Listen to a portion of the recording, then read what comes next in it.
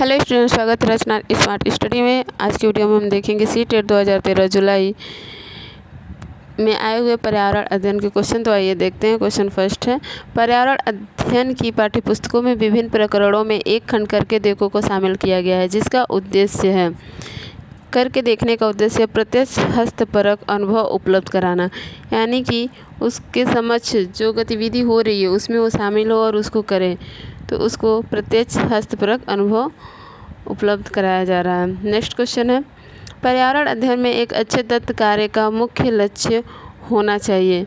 इसका मुख्य लक्ष्य होना चाहिए अधिगम विस्तार के अवसर उपलब्ध कराना, यानी कि सीखने के अधिक से अधिक अवसर उपलब्ध कराना।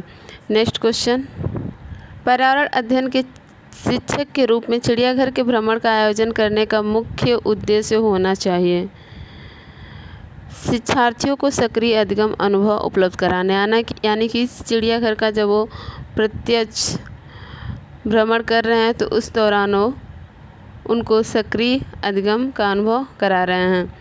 नेक्स्ट क्वेश्चन, सामाजिक विज्ञान के संदर्भ में पर्यावरण अध्ययन पढ़ने का निम्नलिखित में से कौन सा उद्देश्य नहीं है? तो इसे बच्चों को मुख्य शब्दावली की सही परिभाषा याद करने योग्य बनाना। परिभाषाओं को याद करने पर बल नहीं दिया जा रहा है, जबकि समझ और अनुभव पर बल दिया जा रहा है। पर्यावरण अध्ययन पढ़ाने के दौरान सामाजिक विज्ञान का उद्देश्य होना चाहिए इसे शिक्षार्थियों को विद्यमान विचारों और अभ्यासों पर प्रश्न करने के योग्य बनाना चाहिए, ताकि वो प्रश्न पूछ सके, अपने विचारों में उत्पन्न उथल पुथल की शांति कर सकते हैं, यानी कि वो एक तरह से हर क्वेश्चन का समाधान और अपनी ललक को उजागर करें और फिर उसका समाधान एक शिक्षक दें और वैसे उसको माहौल दिया जाए। नेक्स्ट पॉइंट है, इसे बच्चों को समाज के एक जिम्मेदार सदस्य के रूप में बढ़ने को योग्य बनाना चाहिए। पर्यावरण अध्ययन के संदर्भ में बच्चे को समाज में रहने बसने और उसका पालन करने के योग्य बनाना चाहिए। इसे बच्चों को संस्कृत अभ्यासों में विविधता का सम्मान करने योग्य बनाना चाहिए। पर्यावरण अध्ययन का भी उद्देश्य होता है कि वह हर संस्कृत का मान रखें और उसके साथ सद्भावनापूर्वक पेश आए। इस क्वेश्चन के अकॉर्डिंग सही है ऑप्शन 1, ये पर्यावरण अध्ययन का उद्देश्य नहीं है। नेक्स्ट क्वेश्चन, कविता पर्यावरण अध्ययन की कक्षा में गरीबी, निरक्षरता और वर्ग असमानता जैसी सामाजिक मुद्दों पर बल देना चाहती है। निम्नलिखित में से कौन सा अधिगम अनुभव इस उद्देश्य की प्राप्ति में अधिक प्रभावी होगा?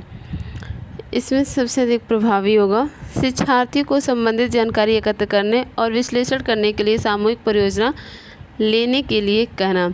नेक्स्ट क्वेश्चन, प्राथमिक स्तर पर पर्यावरण अध्ययन में रचनात्मक आकलन डैश को शामिल नहीं करता, तो शिक्षार्थियों की ग्रेडिंग और रैंकिंग को शामिल नहीं करता। नीचे लोगों के कुछ क्रियाकलाप दिए गए हैं।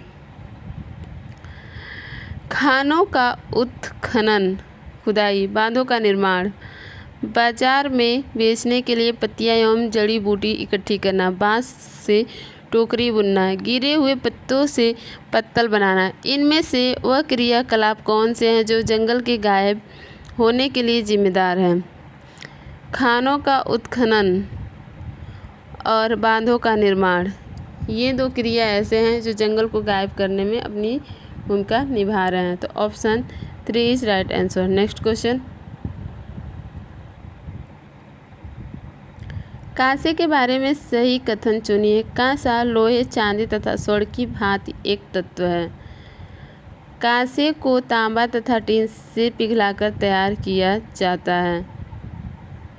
कांसा अत्यंत मजबूत होता है और इससे तोप तथा मूर्ति बूत बनाई जाती है। कांसे के बर्तन एल्युमिनियम के बर्तनों की तुलना में हल्के और मजबूत होते हैं।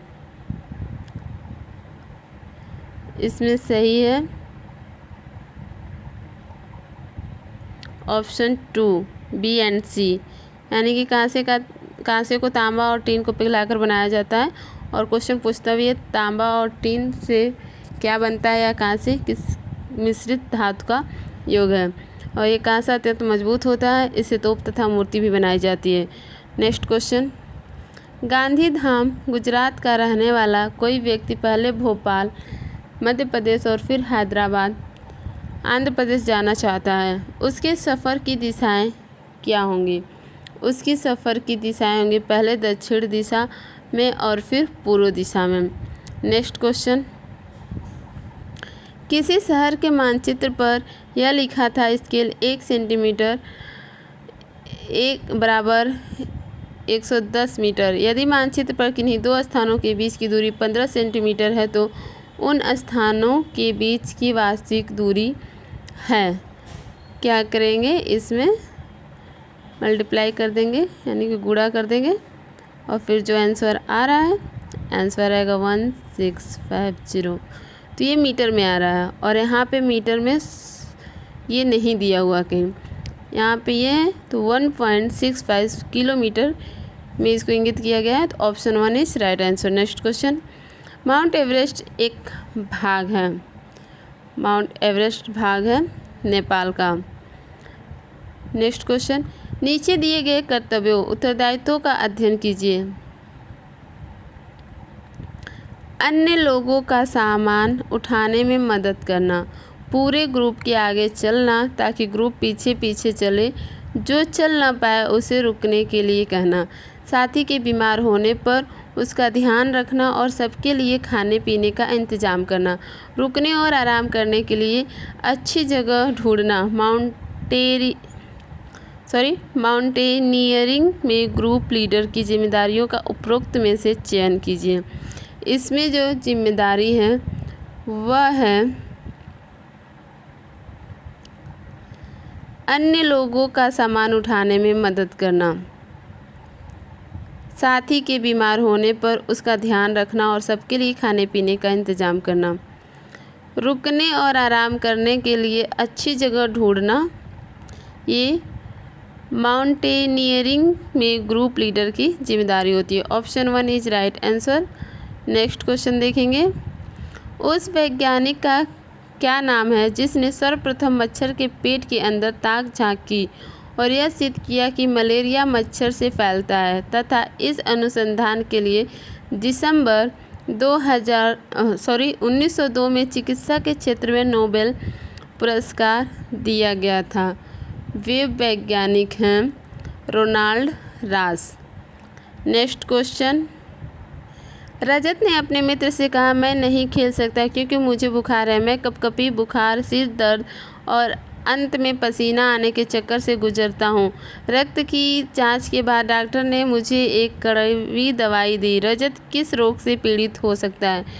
रजत मलेरिया रोग से पीड़ित हो सकता है। नेक्स्ट क्वेश्चन, अलबुर्नी कौन था? अलबुर्नी कौन था? अलबुर्नी वह उज़्बेकिस्तान का यात्री था जिसने एक किताब लिखी जो हमारे देश के इतिहास के बारे में जानने में सहायक है। वो किताब का नाम है किताब उल हिंद। नेक्स्ट क्वेश्चन, रात में जागने वाले जानवर हर चीज़ को किस रंग में देखते हैं? तो वे केवल काली और सफ़ेद ही देखते हैं। क्वेश्चन रिपीट हो रहा है, पिछली पेपर में भी हमने ये पढ़ा था और कई बार आ चुका है, तो आप क्वेश्चनों पर ध्यान दें। नेक्स्ट क्वेश्चन है, हाथियों के झुंड के बारे में सही कथन को चुनिए। हाथियों के झुंड में केवल हथनियाँ और 14-15 वर्ष के बच्चे ही रहते हैं। ये सही है। हाथियों के एक झुंड में किसी एक ही परिवार के सदस्य होते हैं, ऐसा नहीं है। झुंड की सबसे बुजुर्ग हथनी ही पूरे झुंड की नेता होती है। ये सही है। एक झुंड में हथनियाँ और बच्चों की संख्या कितनी भी हो सकती है? नहीं, 10-12 तक ही होती है। इसमें option 3 is right answer. Next question, पंखुड़ियों के अंदर फूल के बीच में कुछ पतली पाउडर जैसी रचनाएं दिखाई देती हैं, जिन्हें कहते हैं, उन्हें कहते हैं पराग। नेक्स्ट क्वेश्चन, यदि आप रेलगाड़ी द्वारा अहमदाबाद गुजरात जाएं तो आपको रेलवे स्टेशन पर अधिकतर बेचने वाले खाने की कौन सी चीज़ें बेचते मिलेंगी? सबसे ज़्यादा मिलेंगी ढोकला, चटनी, नींबू वाले चावल। नेक्स्ट क्वेश्चन, पक्षी अपनी गर्दन बहुत अधिक हिलाते हैं। पक्षी अपना गर्दन बहुत हिलाते हैं, इसका कारण है पक्षियों की आँखों की पुतली घूम नहीं सकती। नेक्स्ट क्वेश्चन, निदान के पश्चात कोई डॉक्टर रोगी से यह कहता है कि उसके खून में हीमोग्लोबिन की कमी है, तो उस रोगी को आयरन की कमी को पूरा करने के लिए क्या क्या खाना चाहिए? उसे खाना चाहिए आंवला, हरी पत्तेदार सब्जियां और गुड़। नेक्स्ट क्वेश्चन, राष्ट्रीय पाठचर्या की रूपरेखा 2005 प्राथमिक स्तर पर पर्यावरण अध्ययन शिक्षण का प्रमुख उद्देश्य होना चाहिए।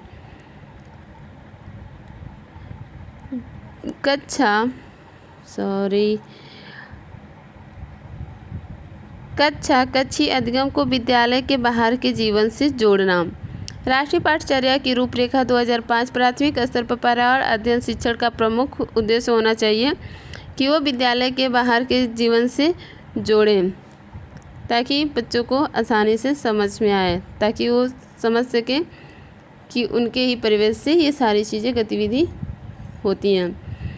नेक्स्ट क्वेश्चन, निम्नलिखित में से कौन सा प्राथमिक स्तर पर पर्यावरण अध्ययन की पाठचर्या की आवश्यकता के अनुरूप नहीं है? तो ऑप्शन 2, उसे काम की दुनिया में प्रवेश के लिए शिक्षार्थियों को ज्ञान एवं कौशल से लैस करना चाहिए। प्राथमिक स्तर पर पर्यावरण अध्ययन की पाठचर्या की आवश्यकता के अनुरूप नहीं है, ये अनुरूप नहीं है। और जो अनुरूप है वह है उसे शिक्षार्थियों के मानसिक स्तर के अनुकूल होना चाहिए। पाठचर्या को शिक्षार्थी के मानसिक स्तर के अनुकूल होना चाहिए। पर्यावरण के सरोकार को उत्पन्न करना चाहिए। उसे शिक्षार्थियों को उन पद्धतियों और प्रक्रियाओं को अर्जित करने में शामिल रखना चाहिए जो नए ज्ञान को उत्पन्न करने में लगे होते हैं। According to question right point है ऑप्शन 2। नेक्स्ट क्वेश्चन, एनसीईआरटी की पाठ्यपुस्तकों में पर्यावरण अध्ययन को उच्च प्राथमिकता और स्थान दिया गया है। चिंतन और विस्मय के लिए शिक्षार्थियों को अवसर उपलब्ध कराने के लिए।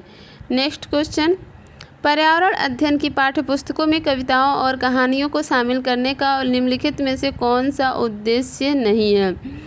तो उद्देश्य नहीं है शिक्षार्थियों को आनंद और मज़ा उपलब्ध कराना। पर्यावरण अध्ययन की पाठ्यपुस्तकों में कविताओं और कहानियों को शामिल करने का उद्देश्य में शामिल है उनमें कल्पनाशीलता, सृजनात्मकता, योग्यता की बढ़ावा देना, विषय में रुचि का विकास करना, नित्य और एकरस विषय वस्तु में बदलाव करना। Option 4 is right answer according to question. Next question है, पर्यावरण अध्ययन की एक अच्छी पाठचर्या को बच्चे के प्रति सही, जीवन के प्रति सही और विषय के प्रति सही होना चाहिए। पाठचर्या की निम्नलिखित विशेषताओं में से कौन सी उपरोक्त आवश्यकता को पूरा नहीं करती? तो पूरा नहीं करती यह शब्दावली और परिभाषाओं पर अधिक बल देना।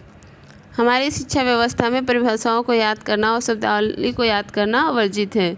समझ, उपयोग और अनुकरण सहजता से उसे समझना और अपनाना है, और इसके अनुकूल जो है वह है यह भय एवं पूर्वाग्रहों से मुक्त होने के मूल्य को बढ़ावा देती है। यह विषय को एक सामाजिक प्रक्रम के रूप में देखने के लिए शिक्षार्थियों हेतु आवश्यक है। यह शिक्षण अधिगम प्रक्रिया पर अधिक बल देती है। नेक्स्ट क्वेश्चन है, नलिनी कक्षा 3 के शिक्षार्थियों को जानवर हमारे साथी प्रकरण से परिचित कराना चाहती है। प्रकरण को और अधिक रोचक तरीके से प्रस्तुत करने के लिए निम्नलिखित में से कौन सी युक्त सर्वाधिक उपयुक्त होगी?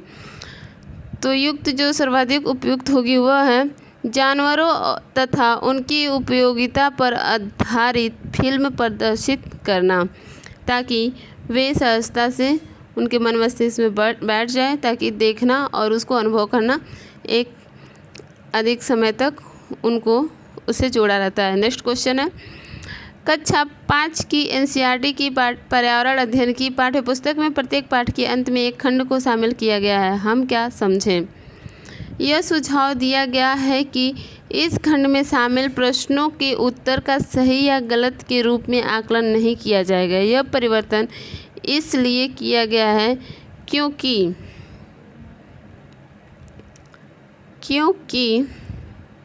यह जानने में शिक्षक की सहायता करता है कि बच्चे कैसे सीख रहे हैं। नेक्स्ट क्वेश्चन, प्रयोगशीलता, खोजना, जांच पड़ताल और प्रश्न पूछना पर्यावरण अध्ययन के सक्रिय अधिगम के अनिवार्य तत्वों का निर्माण करते हैं। एक शिक्षक खाना जो हमें खाना चाहिए की संकल्पना के बारे में बताने के लिए निम्नलिखित गतिविधियों की व्यवस्था करता है।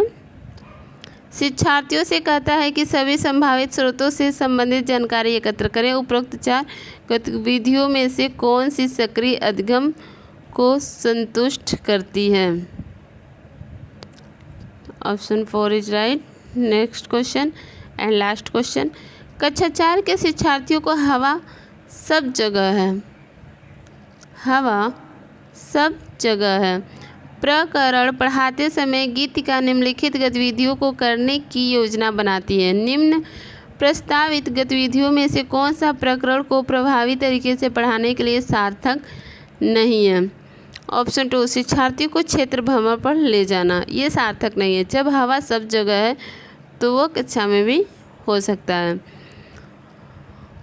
और इसमें जो सार्थक उसको भी देखेंगे। ऑप्शन 2 राइट आंसर है अकॉर्डिंग टू क्वेश्चन। प्रकरण से संबंधित प्रश्न पूछना लाजमी है, प्रश्न तो बनता ही है। विशिष्ट उदाहरण से संकल्पना की व्याख्या करना, समझने में आसानी होगी। संकल्पना को समझाने के लिए मल्टीमीडिया कैप्सूल का प्रयोग करना, ये एक तरह से सहायक सामग्री के रूप में अच्छी शिक्षण सामग्री होगी। स्टूडेंट, अगर हमारी ये वीडियो आपको अच्छी लगी हो तो लाइक करें, सब्सक्राइब करें, शेयर करें और अगर कुछ पूछना हो या कुछ कहना हो तो प्लीज़ कमेंट करें। Thank you class.